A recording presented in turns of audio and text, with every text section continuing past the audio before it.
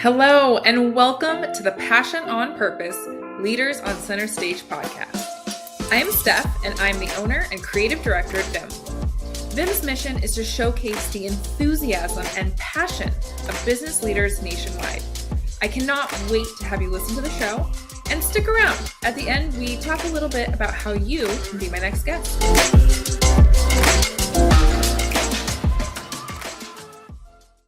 All right, we are back with another episode of the Passion on Purpose Leaders on Center Leaders on Center Stage podcast. I'm so excited. We have Andrea Lowell, the owner, founder, CEO, make everything happen lady of the I Am Everything project. I'm so excited to dive deep with you today, Andrea, especially for the I Am Everything project. I just know that the value we're going to bring on the show today and the passion you're going to be fueling my listeners with is going to be amazing. So let's do, as we always do, and dive into our hard-hitting question. You ready? Oh, I was born ready, girl. Let's do it. Let's do it. What is your why? You know, my why is there's so much information out there, and it's really hard to sew it all together. Once I went from being absolutely miserable and take my decades of knowledge and research and literally sew it all together, I realized I have this knowledge and this fire and this blueprint, for lack of a better term, inside of me that people need access to. So it was like I had this music inside of me, right? And I just needed to sing it out. And so I put it all into a course, a program, so that I could tell people what not to waste their time doing and really give them the inner peace, serenity, joy, and happiness that I have found. It takes quite a bit of knowledge when it comes to understanding our reality first and foremost, and then how do I harmonize with that and put it into practical application, really be in integrity. So once I found that magic, wand, I just really wanted to sprinkle everyone with it. Oh my gosh, I love that. And so clearly there was a journey to get you to this why, to this moment of packaging a perfect I don't want to say perfect, a blueprint, right? To guide others to kind of get to where you've gotten. So what was the journey like for you? You know, I started working in the entertainment industry at a very young age, and my values were completely warped. I cared about things that literally did not matter. And actually, no matter how much success I got, I just liked myself less and less. I liked my life less and less. On paper, I had it all. I had the car, I had the man, I had the house on the beach. I literally had everything, but I was hopeless. I was not even frustrated. That's a mild word. I was in anguish. I couldn't figure out why all my friends were, nailing this thing we call life. And I'm over here suffering, pretending like I have it all going on. And that was exhausting. So I was tired. I knew I was living in a facade, but I didn't know why I was miserable, because according to society, I was successful. And once I realized, and this was a moment of clarity I have, and everyone always asks if I was like on plant medicine or, were you on mushrooms or ayahuasca? No, it was literally a moment of clarity in the makeup chair. And it was the realization, you're lying to yourself. You are living in a delusion. You are actually the problem. So you are the solution. And that's when my life completely changed. And I realized it's not, my parents, it's not my industry, it's not society, it's me and the way I react to it. And I got to work, and I haven't stopped since. And that was about 10, 12 years ago. My goodness. Okay. So I love when you said if you are the problem, like it's not everyone else, you are the problem, which equals you can be the solution. Yeah. That is huge takeaway right off the bat. We're 4 minutes in. Huge takeaway. You are the problem, so you can be the solution. And right. You are the problem sounds like a heavy thing for someone to be listening. And it might feel maybe out of alignment with what you believe or what the I Am Everything project preaches, or even what I preach, right? We're so full of positivity and enthusiasm, but at the same time, when you empower yourself with recognizing that you can be the solution to the problems that you own, you're now empowered versus stuck. You're right. Problem is a big word, but Mhm. I was having problems with the way I was reacting to people. I was having problems with the way I was thinking and solving things. I was just using my intellect. I had no marriage between my body, mind, or spirit. Mm. So that was problematic for me, and it caused tension, and I wasn't getting the respect I thought I deserved. But when I assigned the blame to my unhappiness to everyone in my life, it's my mom's fault, it's my producer's fault, it's my husband's fault, that means I have to wait for all of them to change to make me happy. So to me, it was just a more simple, direct route to my bliss by saying, you know what? I got to change the way I think about things. I got to change the way I'm solving things. I got to stop adding to these problems and start just not only being in the solution, but becoming the solution. And that's really what I meant by that. Oh, I love it. Okay, so I have two things and I don't want to lose them. So I'm going to say them so that we Yeah. can keep going to them. One, I want to talk about introspection. And two, I want to talk about what I've been even telling my own sphere and received by my own sphere, this idea of a freight train and how we stop it. Okay. So first, introspection. Can you tell me, so in order for you shared your why being that you had these moments in lives and probably years and probably many years to come of introspection that got you to create this blueprint that you instinctively want to share with others. Can you think back to the earliest moment of where you felt either introspective or true to who you are living now? Yeah, what a great question. I remember driving in the car right after I had this moment of clarity for weeks and months on end. And normally I'd be listening to music or be in my head or doing something that didn't serve me, and I would start having these conversations of gratitude with the universe, God, the unified field, spirit, whatever we want to call it. And I was in such gratitude for this new profound knowing that my life was going to change, that I would be in tears. Mm. And I use this drive time as my time to really be introspective, to look at my life without judgment and say it had to be the way it had to be to bring me to that exact moment of clarity. So I wasn't regretting my past or beating myself up for, being in my head only or blaming the world for all my problems. But instead, I was so grateful that I got that instant knowing. In Japanese, they call it satori. It's like an instant awakening.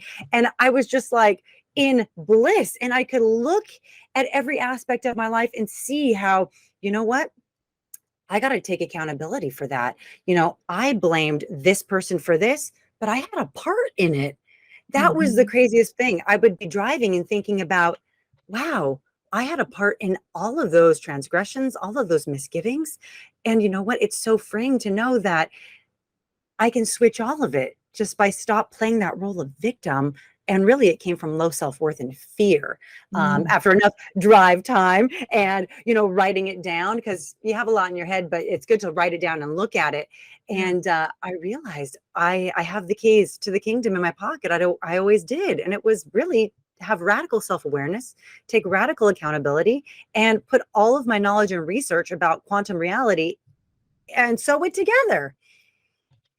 Oh my gosh. Okay, so I want to go into the freight train thing, which you led us beautifully into, but I also don't want to forget, right? You had this particular beautiful moment of realization, right? It came to you in this beautiful, blissful driving moment, and not everyone has that or can tap into it when it happens or can Right. see it and feel it, right?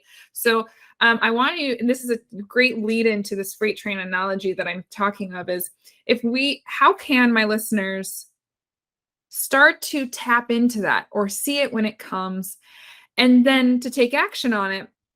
I've been speaking and thinking of this, like, I'm 37. So I think of this things in my own life that I want to change. I have 37 years of momentum in this freight train that I've been living and moving in. That's right. And if all of a sudden I'm like, okay, I don't want to do X, Y, and Z anymore, so I'm going to stop it.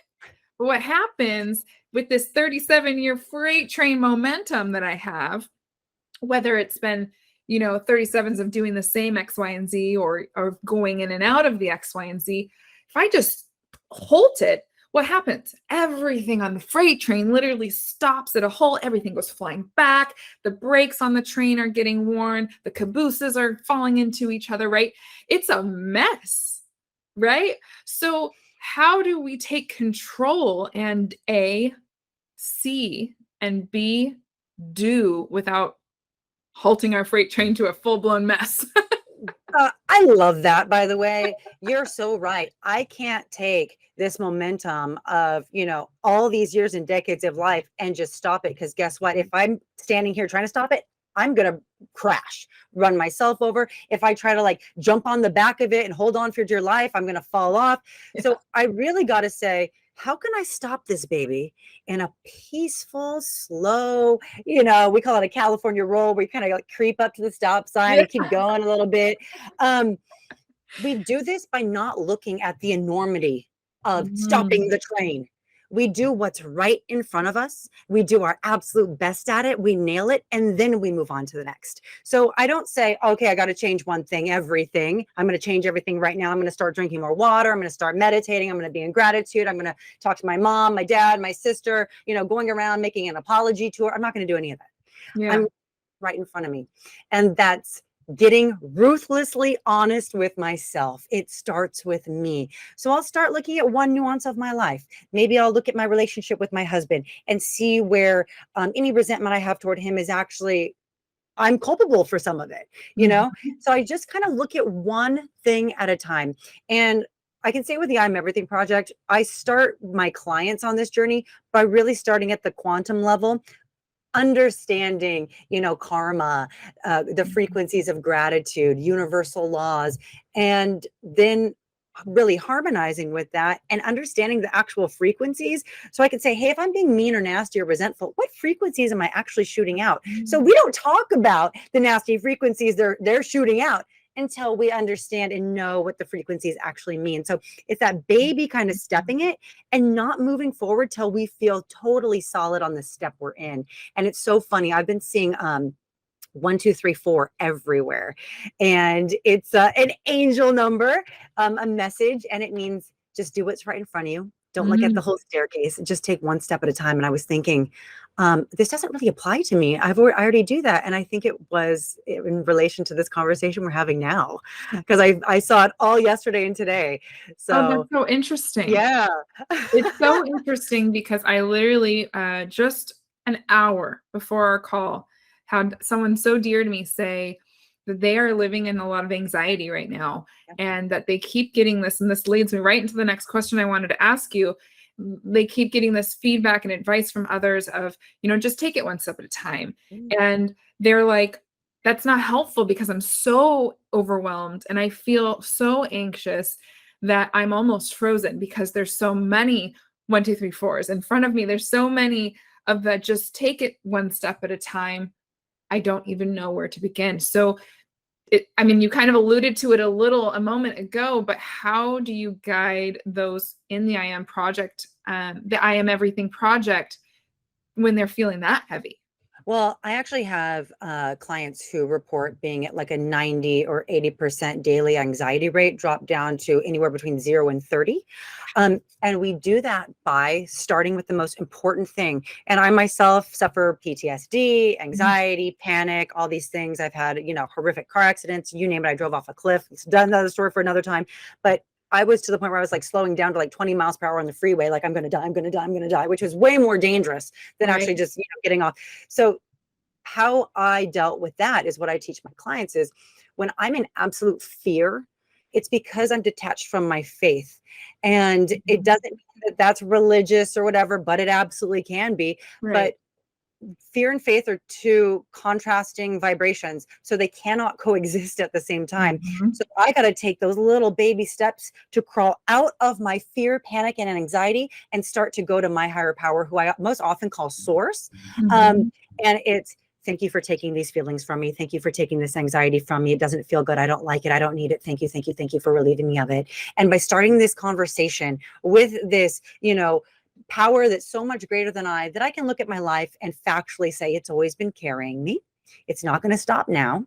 And I start aligning with those facts rather than the fear, which we know is often a liar, the anxiety is real, the panic is real. I will never dismiss someone's anxiety. I hate it when people go, snap out of it. Mm. Not Like, helpful. not helpful. So it really is getting out of the head and going into the heart. And Mm. it's not always easy, but it's a simple process. So that's what I guide my clients that have anxiety through. So yeah, even though like I have this blueprint, I work with my clients one-on-one because not everyone has anxiety. So it's we have this master blueprint, but then there's, the individualized like private mentorship on top. So it's been one of my greatest joys and victories to see people go from that daily, analysis paralysis, just crippling fear to, oh my God, I'm living my life. I can't even imagine like I not having anxiety. Like, how did we do this? Because you went to your higher power. You went to the universe, God, whatever it is, Yeah. instead of, just being in the head or just being in the fear. So alignment with either is a choice. We have to consciously choose to start aligning out, and eventually you rewire your brain. It's neuroplasticity. And then instead of going straight to fear, with the neurons and the synapse and the dendrites and all that firing, we start breaking that pattern and we start just going to, source or the universe or God. And eventually we don't even have to do that 1, 2, 3, 4 step process. We just go to the universe. Yeah. And it's like, it's literally rewiring the brain. Well, and my kind of, we talk here at the Passion on Purpose Leaders in Center Stage podcast about both the passion, but also like the intention and the purpose, being purposeful with what it is that you do. And then so with what you do, it's clearly, it's not just a blueprint, you build it, it's done. There is intentionality that you have to continue to feed. So Yes. I want to, in 2 ways, I want you to share a little bit more about how people work with you in the I Am Project, Everything Project. I know you just shared you work one-on-one with people, and what intentionality and what being purposeful and doing this, how does that look for those who are working with you? I love that question. It's a self-mastery project, self-mastery program, which is akin to self-actualization, which means I'm fearless, which means I don't care about the opinions of others, means I am in integrity, I'm authentic, people respect me, I'm not influenced by other people, and I act from full faith and knowing. And because of that, I also manifest like a master because I'm vibing so high and I'm just so attuned with what's going on and I don't hold resentment.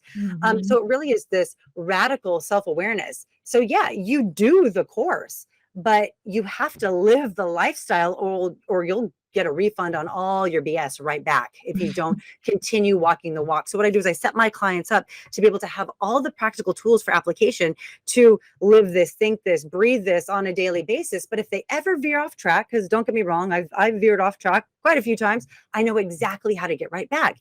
And when we veer off track, it actually feels really icky. It's like, ugh, I'm judging again. I'm gossiping again. I'm caring what that person thinks. Oh, I don't like this. And we reroute because we have the tools. And it's not super woo-woo. I don't have my clients, oh, you have to do an hour meditation and you have to do this.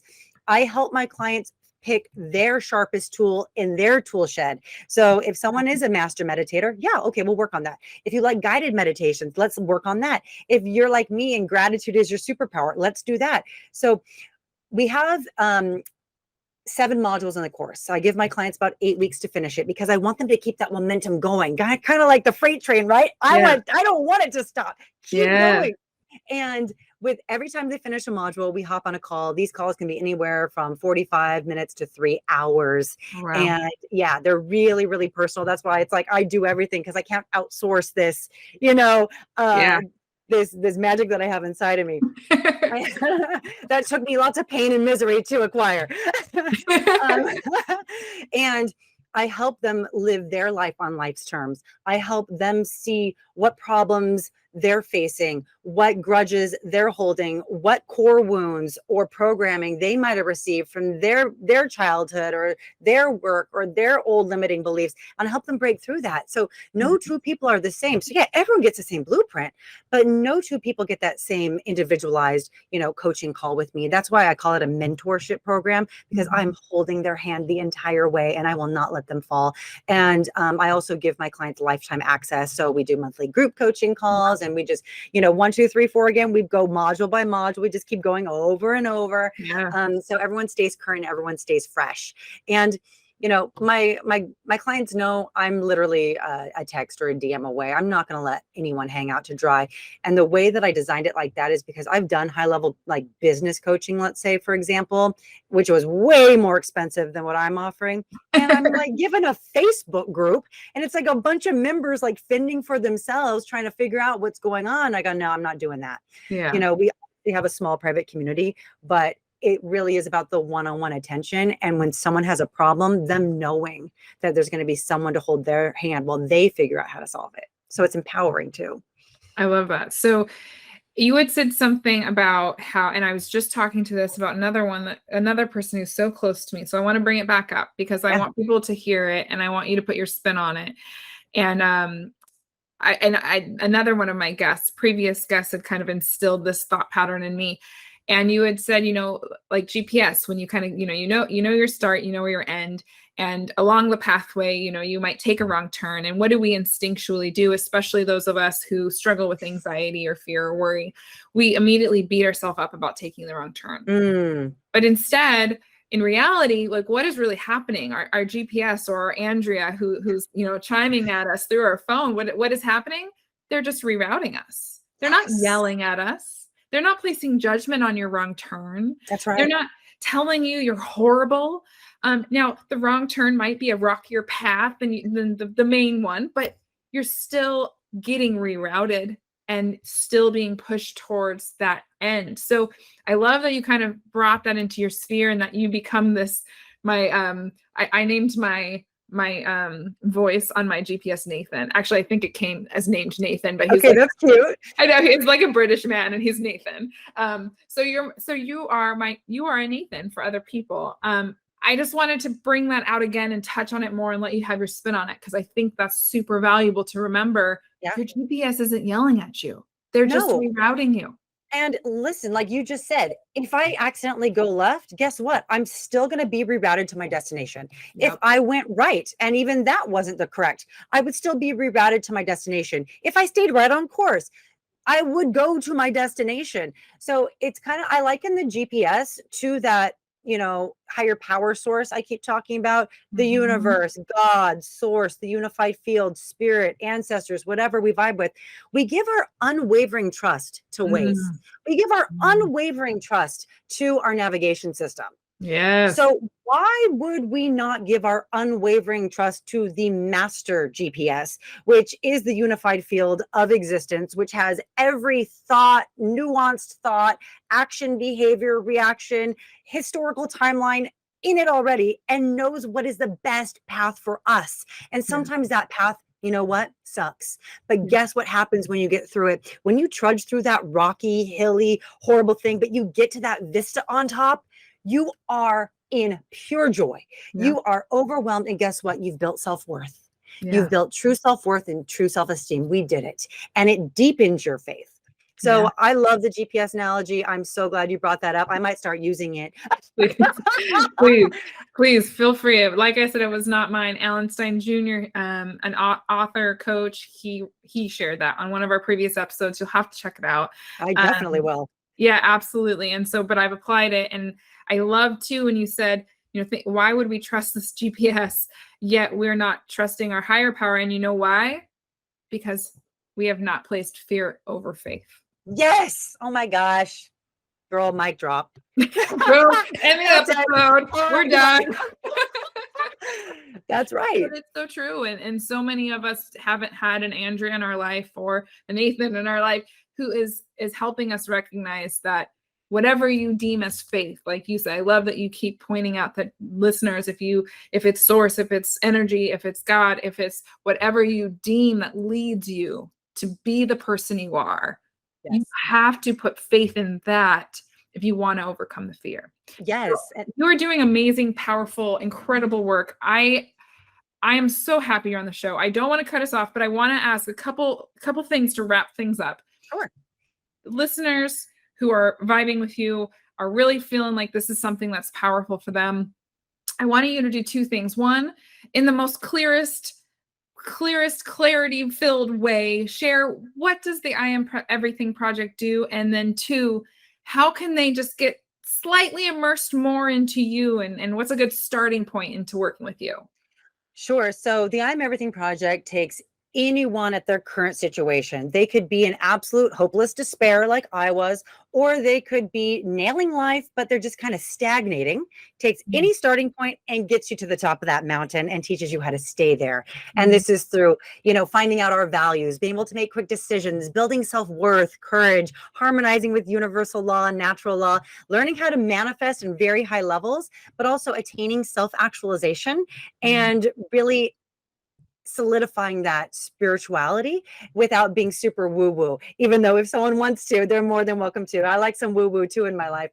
Yeah. And so it is a big commitment. And if people aren't quite ready, they can dip their toe into the Andrea pond by downloading one of my freebies. I have a 5 steps to unlocking your purpose guide that I'm sure you'll put in the show notes. It's also on the link tree in my Instagram at the I Am Everything Project, and also a raise your vibration guide that really helps people to realize that we can be raising our frequency all day long, every day, without having a dedicated practice to do so. Meaning I don't have to wake up 30 minutes earlier and do a gratitude list and then email it to 10 people. I can actually do it while I'm snoozing. I can do it while I'm driving. I can do it all day, every day. And guess what that does? Ramps up that connection to the universe, spirit, source, and all of it. So those are 2 of my favorite freebies I like to give, and I think they'd be most important for our audience. And then that'll shoot people right into my email list, and they'll be in my energetic neighborhood. Nice. I love it. I love that you have a couple free things, and I love that you said dip your toe. A lot of those that we're speaking to on this episode specifically feel like we have too much on our plate, and so something where we can just dip our toe in. A few steps, right? The 5 steps to this is such a great lead way. So thank you. Thank you again for being here and for what you do. I'm so glad we got a little taste of that today. And I guess we'll just leave. I don't even want to wrap this up if I'm being honest. I feel like we could talk for hours. You are my people for sure. But I will wrap this up and just until next time, guys. Until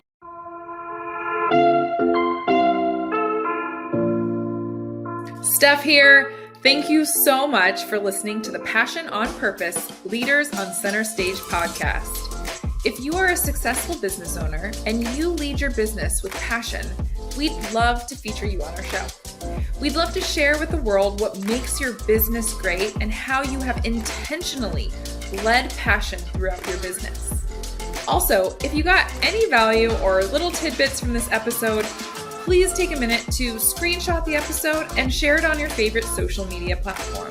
Be sure to tag us so we can properly thank you, and we love deepening our connection with our listeners. We are regularly putting out new episodes to feature leaders such as yourself who lead with passion on purpose. So be sure to subscribe to our show so you don't miss any future episodes. For more episodes, guest information, or details on the show, please visit getvim.com/passion on purpose. That's getvim.com/passion on purpose. Once again, I'm Steph. I am the owner and creative director at Vim, and thank you for listening to the show.